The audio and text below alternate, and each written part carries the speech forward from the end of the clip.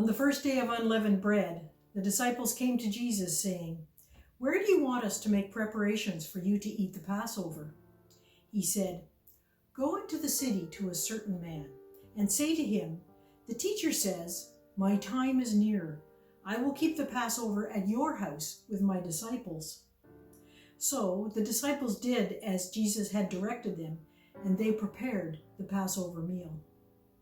When it was evening, he took his place with the 12, and while they were eating, he said, "Truly, I tell you, one of you will betray me." And they became greatly distressed and began to say to him one after another, "Surely not I, Lord." He answered, "The one who has dipped his hand into the bowl with me will betray me. The Son of Man goes as it is written of him, but woe to that one by whom the Son of Man is betrayed. It would have been better for that one not to have been born." Judas, who betrayed him, said, "Surely not I, Rabbi." He replied, "You have said so." While they were eating, Jesus took a loaf of bread, and after blessing it, he broke it, gave it to the disciples, and said, "Take, eat, this is my body."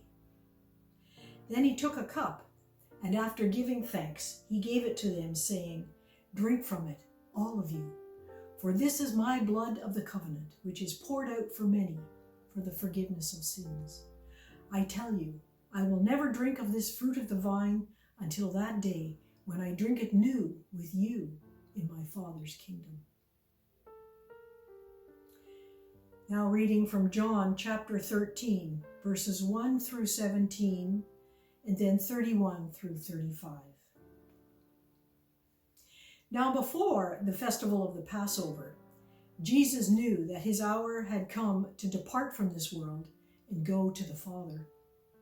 Having loved his own who were in the world, he loved them to the end. The devil had already put into the heart of Judas, son of Simon Iscariot, to betray him. And during supper, Jesus, knowing that the Father had given all things into his hands, and that he had come from God and was going to God, got up from the table, took off his outer robe, and tied a towel around himself. Then he poured the water into a basin and began to wash the disciples' feet and to wipe them with the towel that was tied around his waist. He came to Simon Peter, who said to him, "Lord, are you going to wash my feet?" Jesus answered, "You do not know now what I am doing, but later you will understand." Peter said, "You will never wash my feet." Jesus answered, "Unless I wash you, you have no share with me." Simon Peter said to him, "Lord, not only my feet, but also my hands and my head."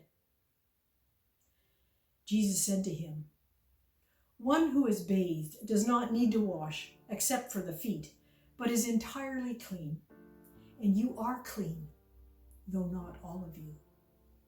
For he knew who was to betray him, and for this reason he said, "Not all of you are clean." After he had washed his feet, had put on his robe, and had returned to the table, he said to them, "Do you know what I have done to you? You call me teacher and Lord, and you are right, for that is what I am. So if I, your Lord and teacher, have washed your feet, you also ought to wash one another's feet. For I have set you an example, that you should do as I have done to you. Very truly I tell you, servants are not greater than their master, nor are messengers greater than the one who sent them. If you know these things, you are blessed if you do them." Jesus said, "Now the Son of Man has been glorified, and God has been glorified in him. If God has been glorified in him, God will also glorify him in himself and will glorify him at once. Little children, I am with you only a little longer. You will look for me, and I will not be there. As I said to the Jews, and so I am now saying to you, where I am going, you cannot come. I give you a new commandment, that you love one another. Just as I have loved you, you should also love one another. By this, everyone will know that you are my disciples, if you love one another. The final text is from Matthew chapter 26, verses 33-46. Then Jesus went with them to a place called Gethsemane, and he said to his disciples, "Sit here while I go over there and pray."